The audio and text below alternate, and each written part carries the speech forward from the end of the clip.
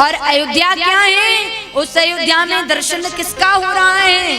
ज्ञान शक्ति कौशल्या सुमित्रो दासनात्मिका क्रिया शक्ति कैकेयी वेदो दशरथो नृपः। ज्ञान शक्ति से कौशल्या, मैया कौशल्या को क्या कहा गया है? ज्ञान रूपड़ी माता कौशल्या। अच्छा एक बात बताइए, आप लोगों ने बहुत कथाएं सुनी होगी, कौशल्या माँ का नाम क्या है? कौशल्या मैया का वास्तविक नाम कौशल्या थोड़ी है। पहले के समय की एक रिवाज होता था, जिन्होंने रामायण का अध्ययन किया होगा, बहुत गूढ़ बात बता रही हूं। कौशल्या माँ को उनके वास्तविक नाम से हम नहीं बुलाते हैं। पहले के समय में जिस देश के राजा के पुत्र होने के कारण, पुत्री होने के कारण राजा के नाम से संतानों के नाम रख दिए जाते थे। तो कौशल देश के राजा की पुत्री होने के कारण माँ का नाम कौशल्या पड़ा, लेकिन वास्तविक नाम कौशल्या नहीं है माँ का। कौशल देश किसको कहते हैं? जो छत्तीसगढ़ है, छत्तीसगढ़ की जो राजधानी है रायपुर, अभी मंच का कुशल संचालन जो कर रहे हैं भैया हेमंत जी कह रहे थे कि दीदी का एक आश्रम निर्माण हो रहा है रायपुर में। वो जो छत्तीसगढ़ है उसी को दक्षिण कौशल कहा जाता है। तो वहां की कौशल्या मैया बेटी है। राम जी का ममा गांव उसको कहा जाता है, ननहाल है छत्तीसगढ़ राम जी का।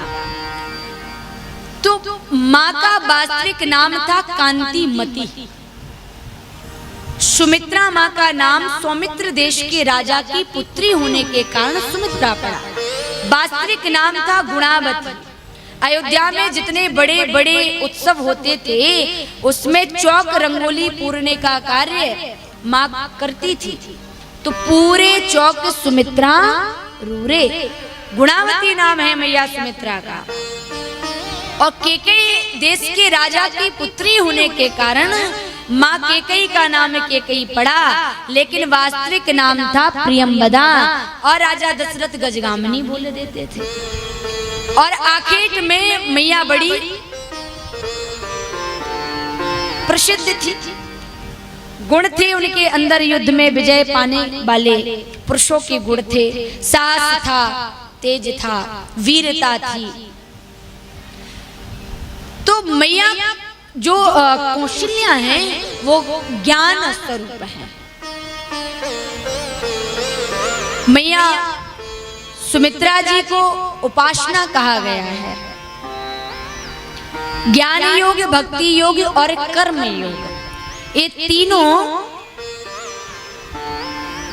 वेद की सन्निधि में है। वेद कौन है? भगवान, जिनके यहाँ पर प्रकट होने के लिए लालायित हैं। राजा दशरथ को वेद का स्वरूप कहा गया है।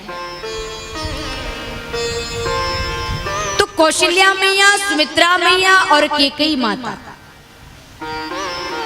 कर्म कांड के 40,000 मंत्र, 80,000 मंत्र उपासना कांड के, और ज्ञान कांड के जो मंत्र हैं वो सब गोपियां बनकर के द्वापर में आई थी। ऋषि मुनि वो साधारण नहीं थे, वेदों की ऋचाएं ही वो थी।